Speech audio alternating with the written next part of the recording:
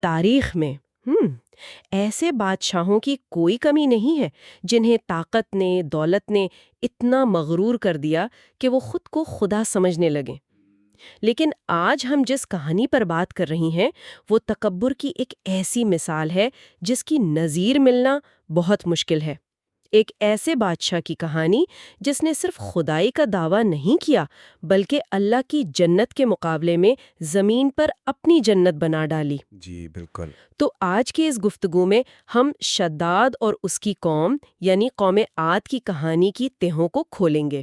یہ لوگ کون تھے، ان کی طاقت کا راز کیا تھا، اور سب سے بڑھ کر وہ کون سا غرور تھا جس نے شداد کو یہ سب کرنے پر مجبور کیا، اور پھر اس کا اور اس کی پوری تہذیب کا انجام کیا ہوا۔ یہاں یہ سمجھنا بہت ضروری ہے کہ ہم ایک ایسی داستان پر بات کر رہے ہیں جو تکبر اور خدائی انصاف کے موضوعات کو بہترین انداز میں بیان کرتی ہے۔ اچھا۔ دیکھیں، قرآن میں قوم عاد اور ارم ذات العماد یعنی اونچے ستونوں والے شہر کا ذکر تو ملتا ہے، لیکن شداد کی جنت کی یہ جو تفصیلی کہانی ہے یہ ہمیں زیادہ تر اسلامی روایات اور مفسرین کی کتابوں میں ملتی ہے۔ یہ ہے؟ جی، آپ بالکل ٹھیک سمجھی ہیں۔ یہ کہانی دراصل قرآن کی آیات کی ایک علامتی اور سبق آموز تشریح کے طور پر بیان کی جاتی ہے جو انسان کی طاقت کی حدود کو واضح کرتی ہے۔ ٹھیک ہے، تو آئیے وہیں سے شروع کرتے ہیں جہاں سے یہ سب شروع ہوا۔ یہ قوم عاد، یہ کون تھی اور کہاں بستی تھی؟ قوم عاد کوئی عام قبیلہ نہیں تھا۔ روایات کے مطابق یہ اپنے وقت کی ایک سپر پاور تھی، ایک ایسی قوم جس کی جسمانی طاقت اور تعمیرات میں مہارت کا کوئی ثانی نہ تھا۔ اچھا۔ جی، یہ لوگ تقریباً 8,500 سال پہلے یمن اور عمان کے بیچ ایک علاقہ تھا احقاف، وہاں آباد تھے۔ احقاف کا مطلب ہے ریت کے بلند و بالا ٹیلوں کی سرزمین۔ ایک منٹ، ریت کے ٹیلے؟ یہ تو ایک بنجر علاقے کی تصویر لگ رہی ہے۔ پھر ان کے پاس اتنی دولت اور طاقت کہاں سے آ گئی؟ یہی تو اس کہانی کا سب سے دلچسپ تضاد ہے۔ اللہ نے انہیں ایک ایسے علاقے میں بسایا تھا جو دراصل ایک سرسبز وادی تھی۔ وہاں میٹھے پانی کے چشمے تھے، لہلہاتے باغات تھے، مطلب ہر طرح کی نعمت تھی۔ ہر طرح کی نعمت، کھیت اناج اگلتے تھے اور ان کے پاس بے شمار جانور تھے۔ لیکن اکثر ایسا ہوتا ہے نا کہ بے حساب خوشحالی اور طاقت انسان کو شکر گزاری کے بجائے غرور میں مبتلا کر دیتی ہے۔ ان کے ساتھ بھی بالکل یہی ہوا۔ وہ اپنی کاریگری اور طاقت کے نشے میں خدا کو بھول گئے۔ بالکل۔ اور جب کوئی قوم بھٹکتی ہے تو اس کی رہنمائی کے لیے ایک پیغمبر بھیجا جاتا ہے۔ تو اس معاملے میں حضرت ہود علیہ السلام تشریف لائے۔ جی، حضرت ہود علیہ السلام انہی کی قوم کے ایک فرد تھے، کوئی باہر سے نہیں آئے تھے۔ انہوں نے اپنی قوم کو سمجھانے کی بہت کوشش کی کہ دیکھو، یہ طاقت، یہ دولت، یہ سارا ہنر اللہ کا دیا ہوا ہے، اس لیے ایک خدا کی عبادت کرو اور تکبر چھوڑ دو۔ لیکن انہوں نے نہیں مانا۔ انہوں نے مذاق اڑایا۔ وہ کہتے تھے کہ بھئی ہم سے زیادہ طاقتور کون ہے؟ انہیں اپنی انجینئرنگ پر، اپنی دولت پر اتنا گھمنڈ تھا کہ وہ کسی اور طاقت کو ماننے کے لیے تیار ہی نہیں تھے۔ اور اسی مغرور قوم کا بادشاہ تھا شداد۔ کیا وہ شروع سے ہی بادشاہ تھا؟ روایت یہ بتاتی ہے کہ اس کا ایک بھائی تھا شداد، وہ پہلے بادشاہ تھا، اور اس نے اپنی طاقت سے آس پاس کی کئی سلطنتوں کو فتح کر لیا تھا۔ اچھا۔ اس کے مرنے کے بعد پھر شداد تخت پر بیٹھا اور اس نے اس سلطنت کو اور بھی وسیع کیا، یمن سے لے کر عراق اور کچھ روایات کے مطابق تو ایران تک۔ تو وہ صرف ایک بادشاہ نہیں تھا، وہ اپنی قوم کے تکبر، دولت اور ٹیکنالوجی کی سب سے بڑی علامت تھا۔ یعنی جب حضرت ہود نے اسے اللہ کی جنت کا بتایا تو اس نے اسے ایک ذاتی چیلنج کے طور پر لے لیا۔ یہ تو ناقابل یقین حد تک تکبر ہے۔ کہانی کا سب سے ڈرامائی موڑ میرے خیال میں یہیں سے شروع ہوتا ہے۔ جی بالکل۔ جب حضرت ہود علیہ السلام نے شداد کو اللہ پر ایمان لانے کی دعوت دی اور کہا کہ اگر تم ایسا کرو گے تو اللہ تمہیں آخرت میں جنت دے گا، تو شداد نے پوچھا، یہ جنت کیسی ہوتی ہے؟ حضرت ہود نے جنت کی خوبصورتی کا نقشہ کھینچا۔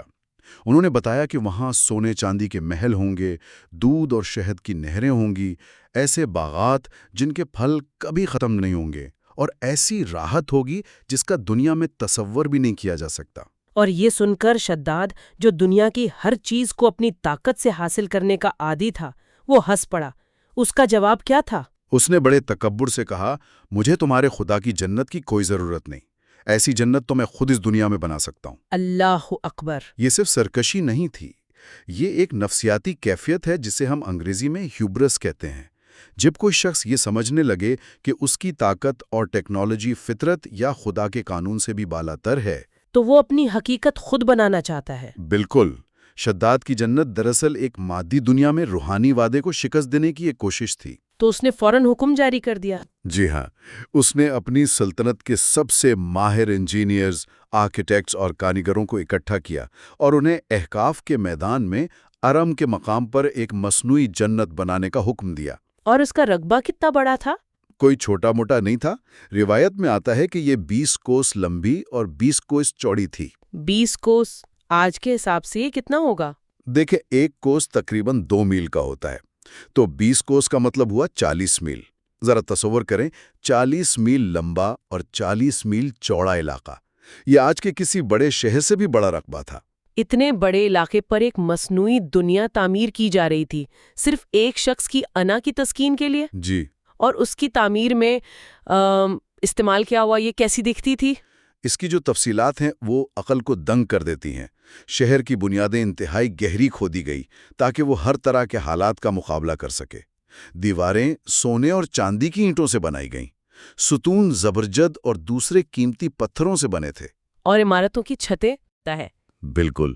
تو اس میں دودھ، شہد اور صاف پانی کی نہریں بنائی گئیں جن کے کنارے قیمتی پتھروں سے سجائے گئے۔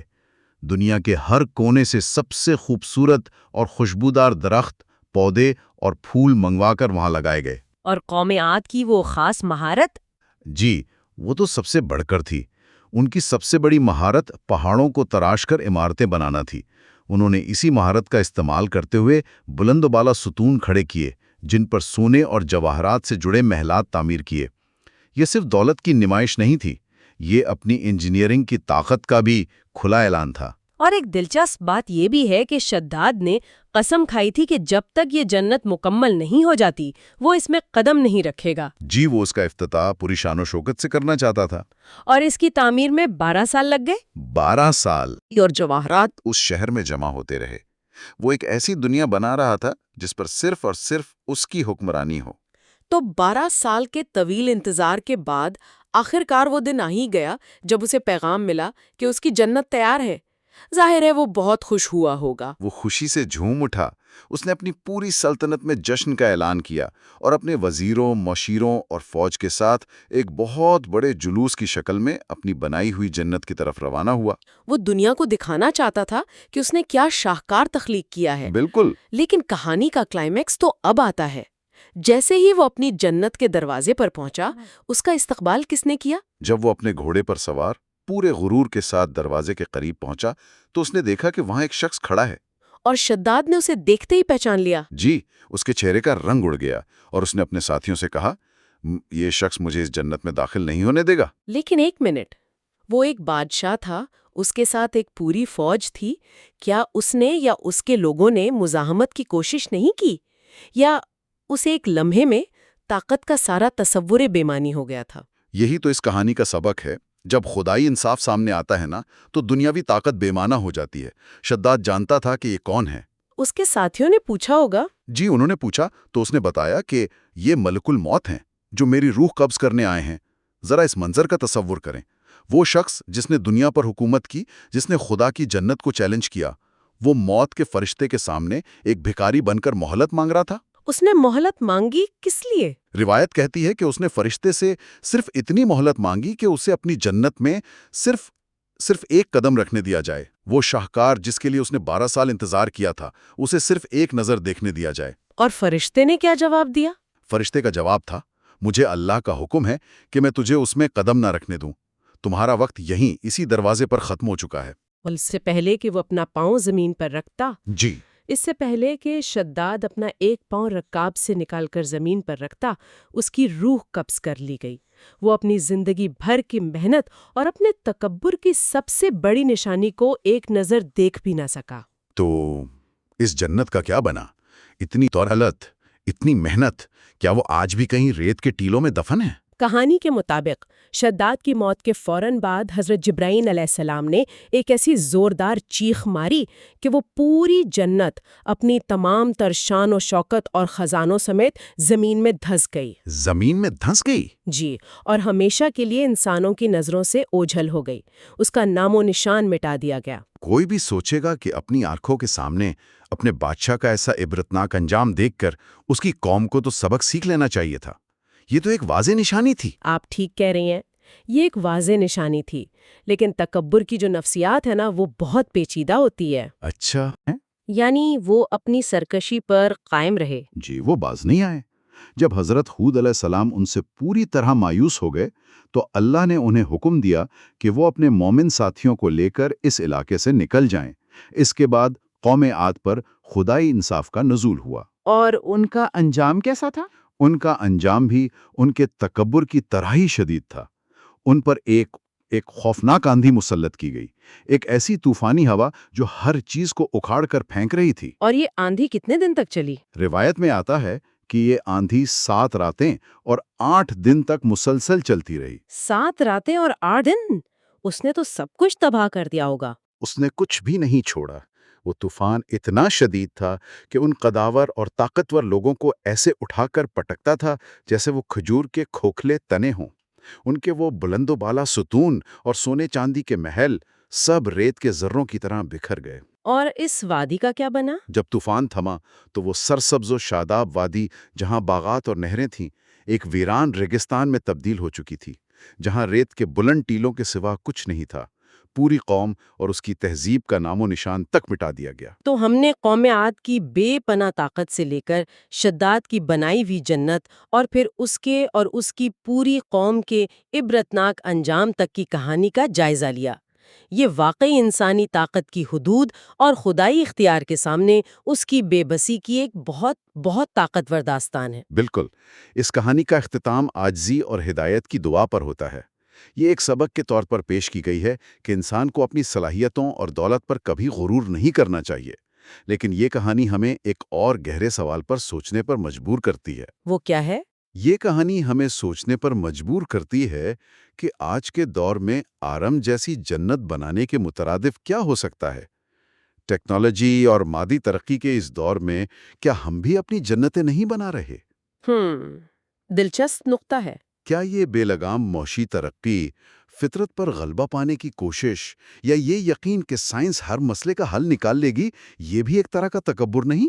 مہتواکانشا یعنی ایمبیشن اور ہیوبرس یعنی تکبر کے درمیان کی وہ باریک لکیر کہاں ہے؟ جی، یہ سوال یہ کہانی آج بھی ہم سب سے پوچھ رہی ہے۔